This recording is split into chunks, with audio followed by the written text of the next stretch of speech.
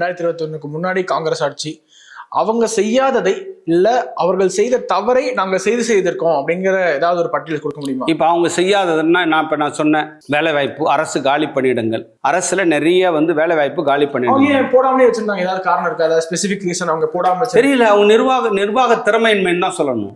நிர்வாக திறமையின்மை. அவங்க ஏன் அதை போடலை, அவங்க ஏன் அவங்களால அதை போட முடியல, இப்போ அதற்கான ஒரு எண்ணங்கள் அவங்ககிட்ட இல்லை. இதை நிரப்பணும், அதை சரி செய்யணும் அப்படின்ற எண்ணங்கள் இல்லை. அதை சரி செஞ்சுருக்கிறோம். இன்றைக்கு காலங்காலமாக முதியோர் பென்ஷன் பார்த்தீங்கன்னா போன கவர்மெண்ட்டில் வெறும் 100 ரூபாய் ஏற்றலை, 100 ரூபாய் ஏற்ற முடியல. ஆனால் இன்றைக்கி 500 ரூபாய் ஏற்றி கொடுத்துருக்குறோம். இன்றைக்கு புதிதாக 36,000 பேருக்கு புதிதாக முதியோர் பென்ஷன் புதுவை மாநிலம் முழுவதும் கொடுக்கப்பட்டிருக்கின்றது. இப்படி இந்த மகளிர் உதவித்தொகை கொடுத்துருக்குறோம். இன்றைக்கு நிறைய விஷயங்கள் அவர்களால் நிறைவேற்ற முடியாத திட்டங்களை எல்லாம் இன்றைக்கு நம்முடைய அரசாங்கம் இன்றைக்கு நிறைவேற்றி கொண்டிருக்கிறோம். இலவச சைக்கிள் திட்டம் நிறுத்திட்டாங்க.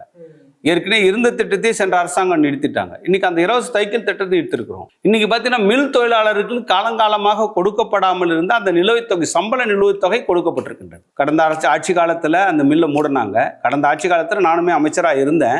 அப்படி இருந்தாலும் கூட முதலமைச்சர் அதற்கு எந்தவித முயற்சியும் எடுக்கல. அப்போ எங்களெல்லாம் ஒரு போராட்ட நிலைக்கு தான் இன்னைக்கு தள்ளப்பட்டோமே தவிர, இன்னைக்கு 2014 இருந்து 2021 இருக்கும் காங்கிரஸ் அரசாங்கம் இருந்தது. காங்கிரஸ் திமுக கூட்டணியோட அரசாங்கம் தான் இருந்தது. அந்த முதலமைச்சராக திரு நாராயணசாமி அவர்கள் இருந்தார். அப்போ கவர்னர் எதிர்த்து போராட்டம் பண்ணக்கூடிய ஒரு சூழல் தான், ஒரு முதலமைச்சரே ரோட்ல போய் உட்கார்ந்து வாரக்கணக்கில் போராட்டம் பண்ணக்கூடிய நிகழ்வு தான் நடந்தது. ஆனால் இன்னைக்கு இதெல்லாம் எந்தவித போராட்டமும் இல்லாமல் இன்றைக்கு மக்களுடைய நலத்திட்டங்கள் அந்தந்த குறிப்பிட்ட காலக்கெடுவுக்குள் எதை நம்ம சொன்னமோ அதை எல்லாமே நம்முடைய அரசாங்கம் இன்றைக்கு நிறைவேற்றி கொடுத்திருக்கணும்.